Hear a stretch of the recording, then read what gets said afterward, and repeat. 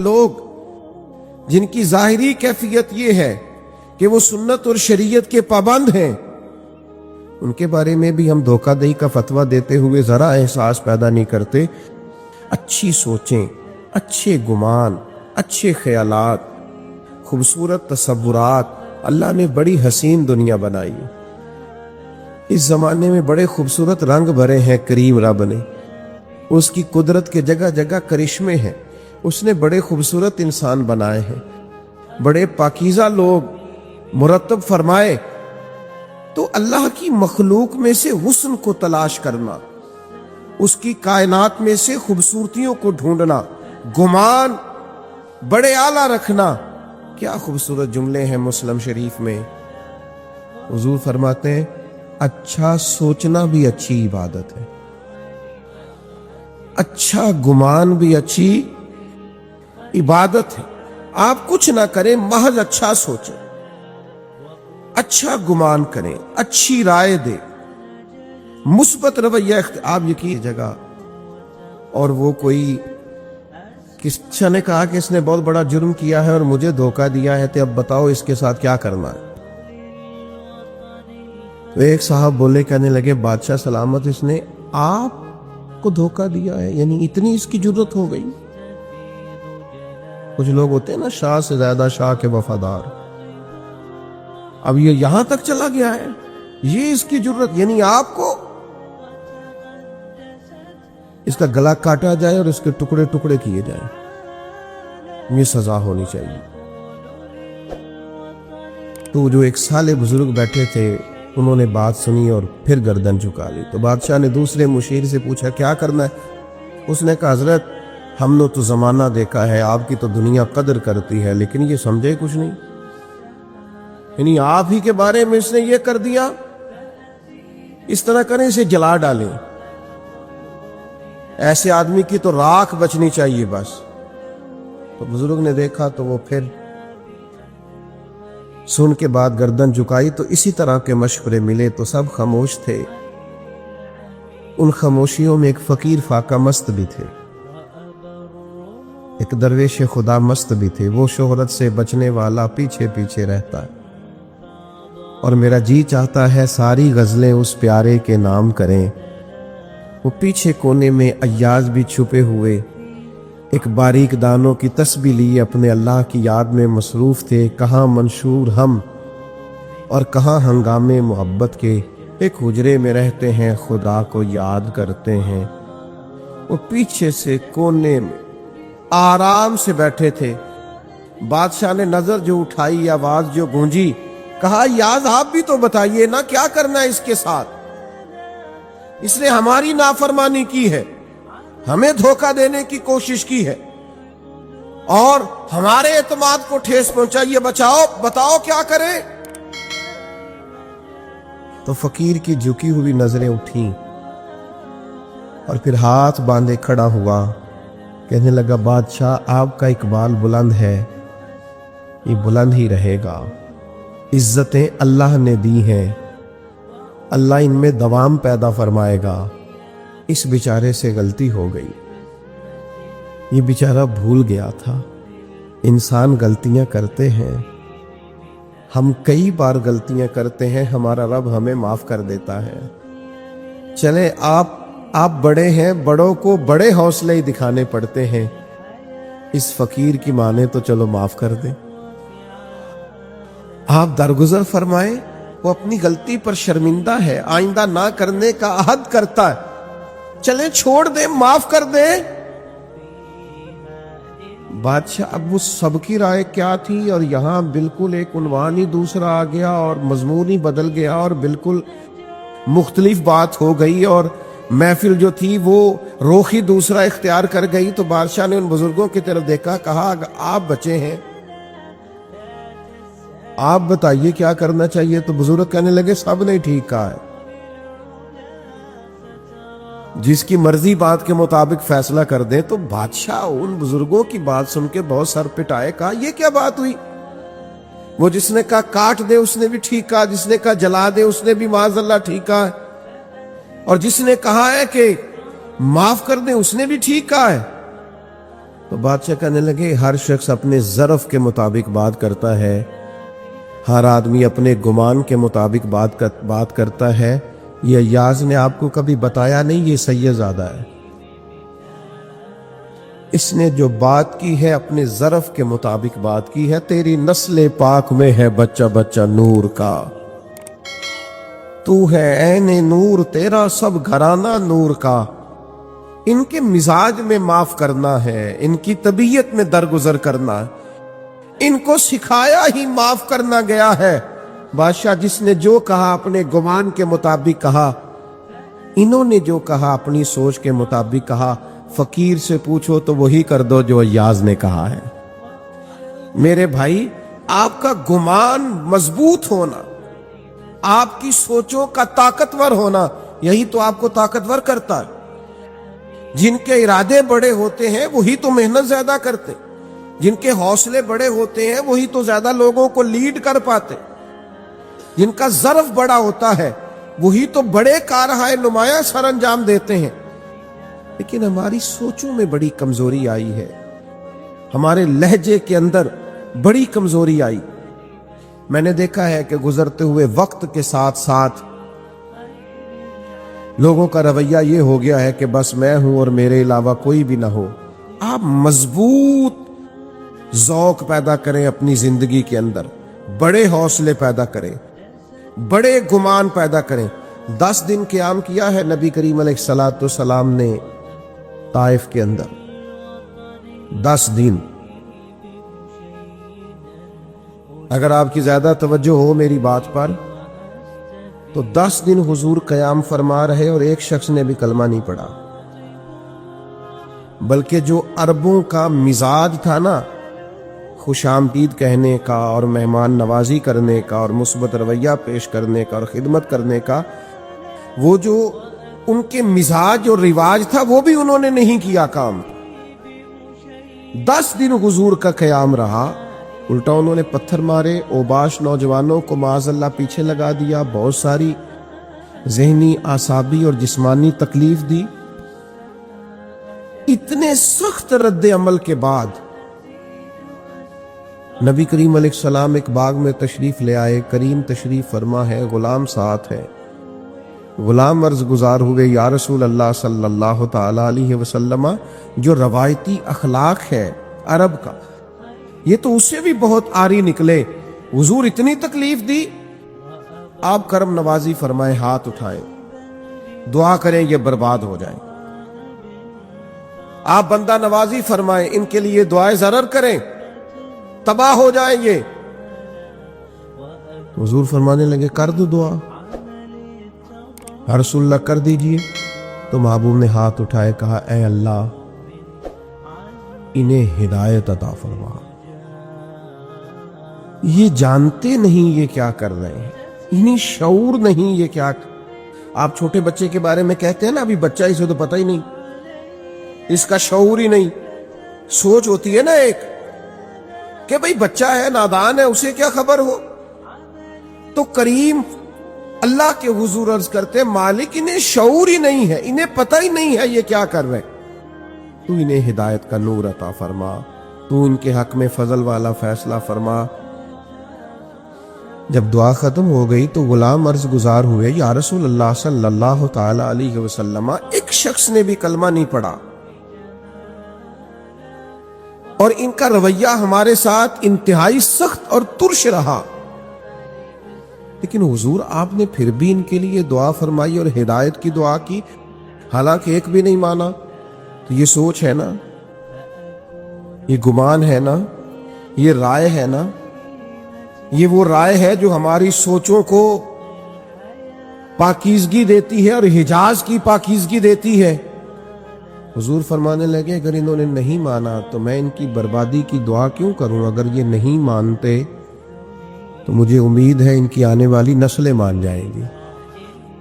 ہم نے اگلی نسل سے اچھی امید وابستہ کر لی، اگلی نسل مسلمان ہو جائے گی، کلمہ پڑھ جائے گی، دین کے اندر آ جائے گی، لیکن تباہی اور بربادی کی دعا نہیں کرنی۔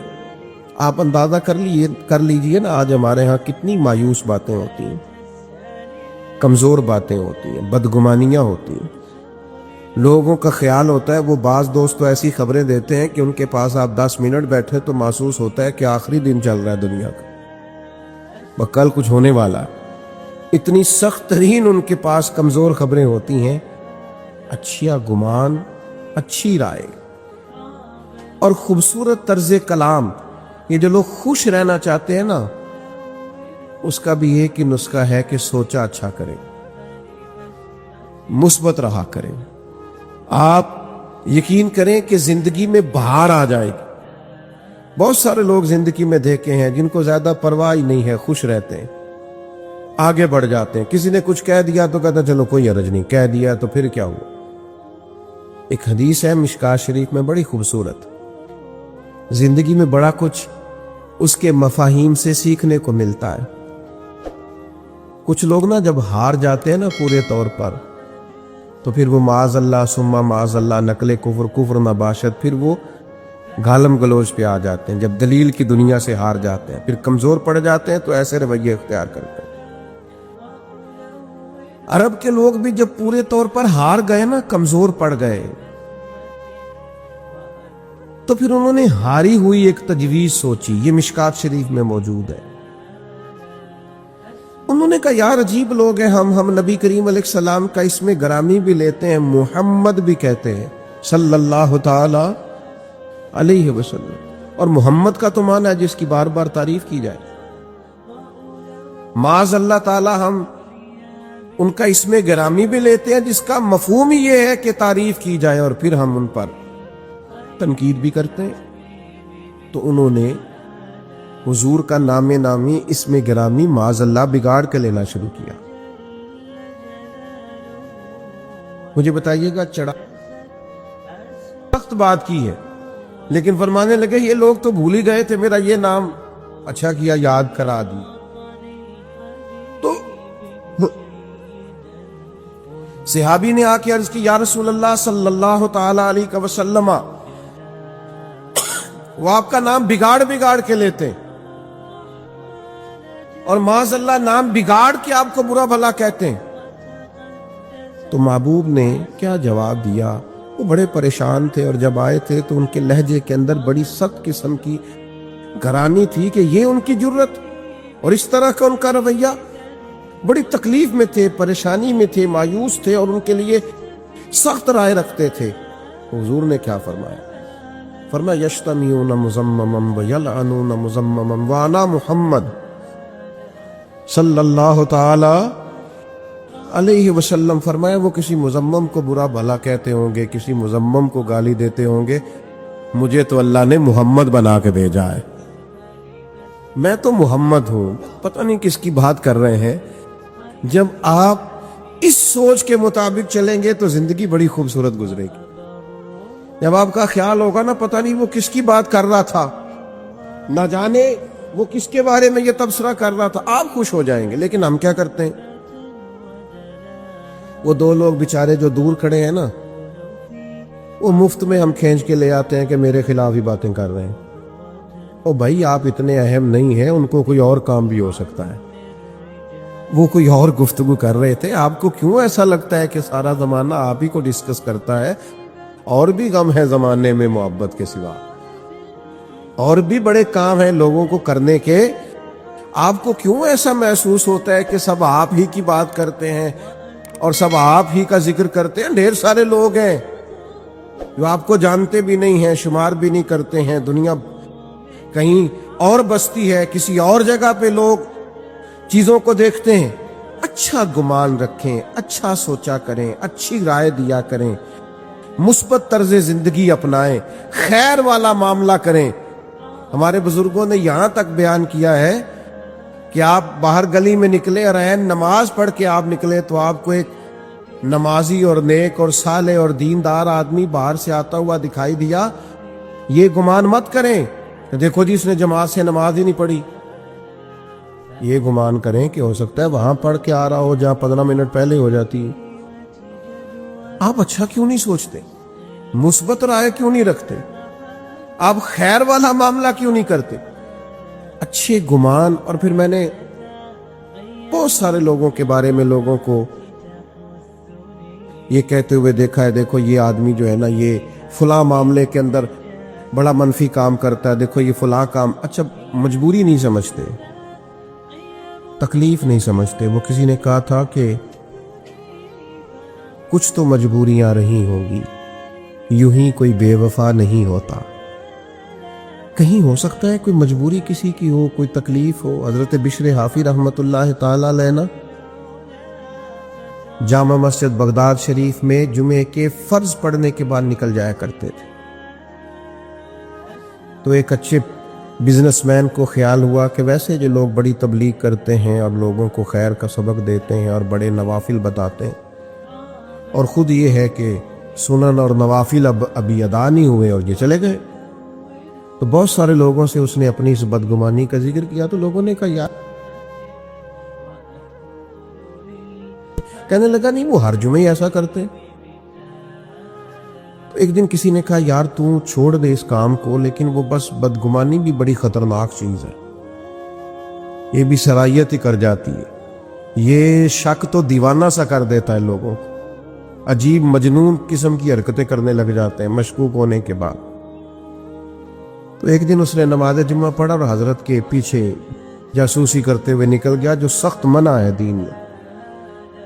تو شیخ مسجد شریف سے نکلے اور ایک نان بائی کی دکان سے انہوں نے نان خریدے.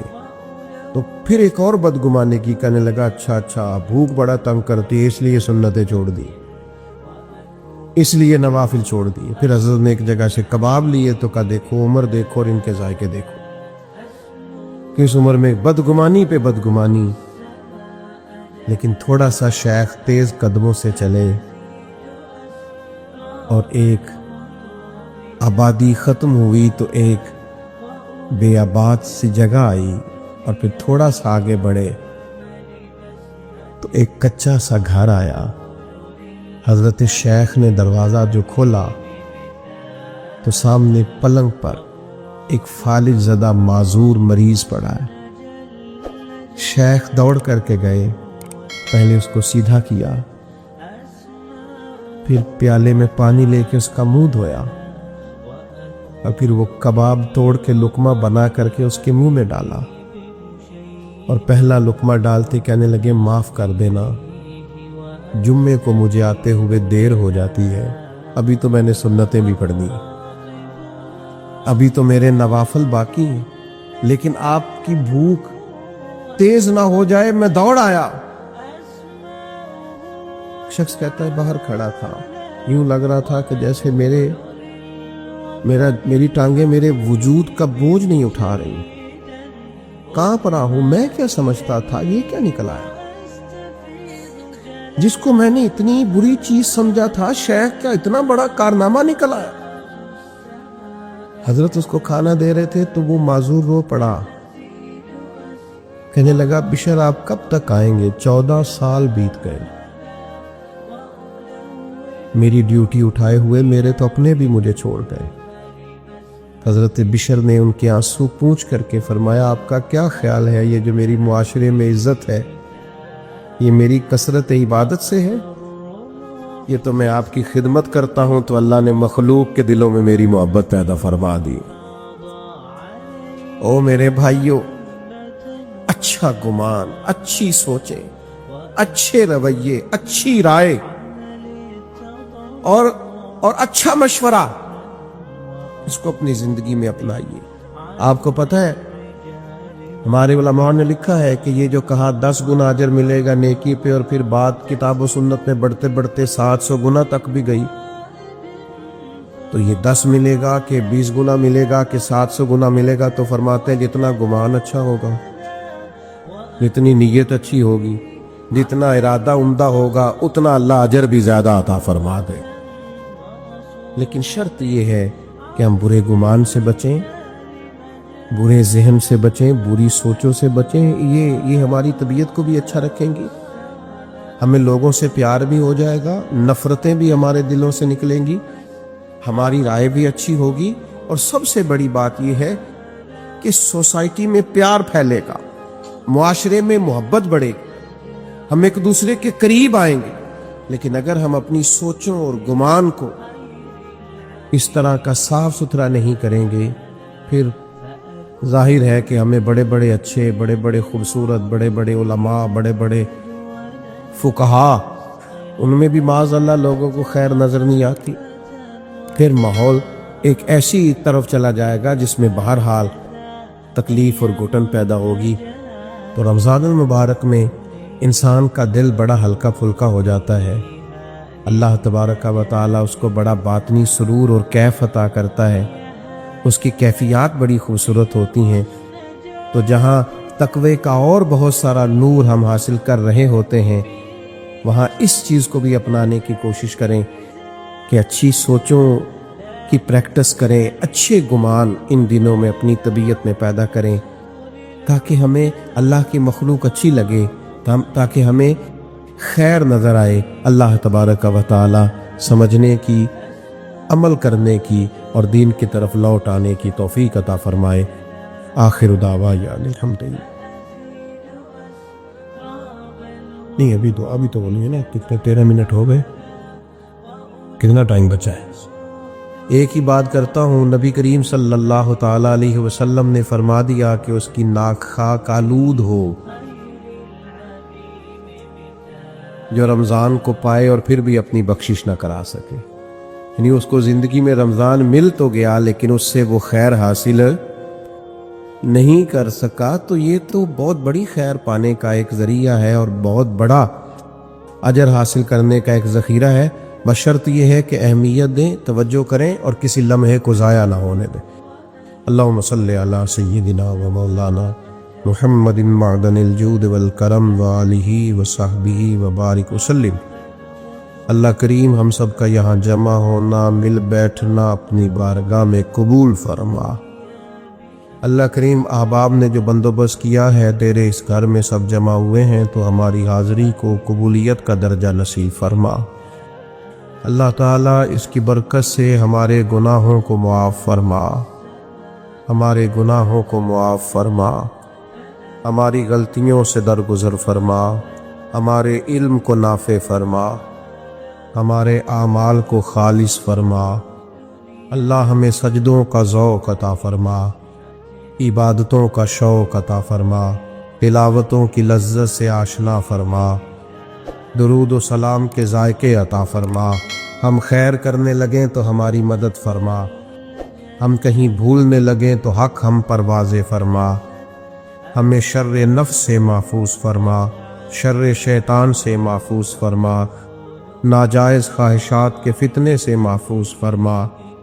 زندگی تقوی کے نور والی عطا فرما، موت کلمہ اسلام پہ نصیب فرما۔ اللہ امت کی خیر فرما، عالم اسلام کے حق میں رحمت والے فیصلے فرما، فلسطین کے مجبوروں کی مدد فرما، کشمیر کے مظلوموں کی مدد فرما۔ امت جہاں جہاں بھی تکلیف کا شکار ہے، رحمت والے فیصلے فرما۔ پاکستان کو نظام مصطفیٰ صلی اللہ تعالی علیہ وسلم کا سویرا دیکھنا نصیب فرما۔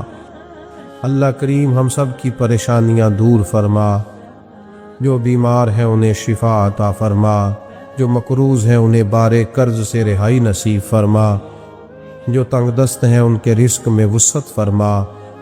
اللہ کریم جو کمزور ہیں، کسی بھی حوالے سے پیچھے رہ گئے ہیں، ان کی مدد فرما، جو خیر کے کام کر رہے ہیں انہیں مزید توفیقات عطا فرما۔ اللہ کریم ہمیں پاکیزہ سوچیں عطا فرما، پاکیزہ جذبات عطا فرما، عزم اور حوصلہ عطا فرما، ہمت اور توانائی عطا فرما۔ اللہ کریم ہمیشہ خدمت پر مامور رہنے کی توفیق عطا فرما۔ کریم اللہ اس بوجھ سے بچا جو اٹھایا نہ جا سکے، اس تکلیف سے بچا جس پر صبر نہ کیا جا سکے۔ اللہ کریم اس آزمائش سے بچا جس پر انسان سخت تکلیف کا شکار ہو جائے۔ اللہ تعالی ہمارے ذہنوں کو پاکیزگی عطا فرما، سوچوں کو پاکیزگی عطا فرما، دلوں کو نرمی نصیب فرما۔ نبی کریم صلی اللہ تعالی علیہ وسلم کی کامل محبت ہمیں عطا فرما، حضور کے نقوش قدم چلنے کی توفیق عطا فرما۔ اللہ ہمیں خیر کرنے اور خیر پھیلانے کا ذریعہ بننے کی توفیق عطا فرما۔ ہماری زندگی باعث رحمت فرما، ہماری وجہ سے کسی کو کبھی کوئی تکلیف نہ پہنچے۔ اللہ تعالی ہم سب کے وجود نفع بخش ہو جائیں، خیر بانٹنے والے ہو جائیں، زبانوں کو سچ کی عادت نصیب فرما۔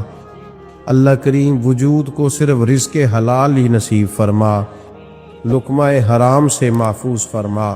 اللہ کریم وہ سارے احکامات جن سے تو راضی ہوتا ہے ہمیں عمل کی توفیق عطا فرما۔ ہر وہ کام جو تیری ناراضگی کا سبب بنتا ہے اللہ تعالیٰ اس سے ہمیں محفوظ فرما۔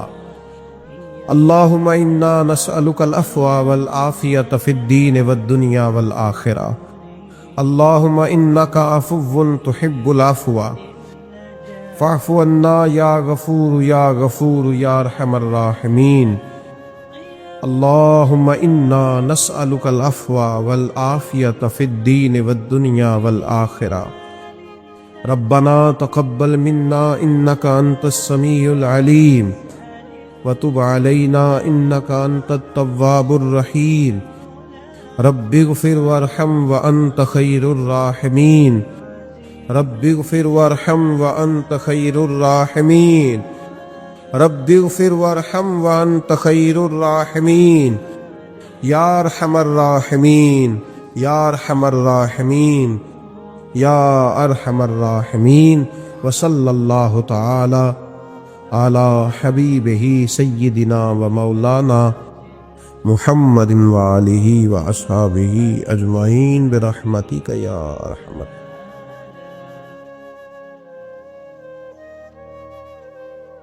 اگر آپ کو ہماری ویڈیو اچھی لگی تو ہمارے چینل کو سبسکرائب ضرور کریں۔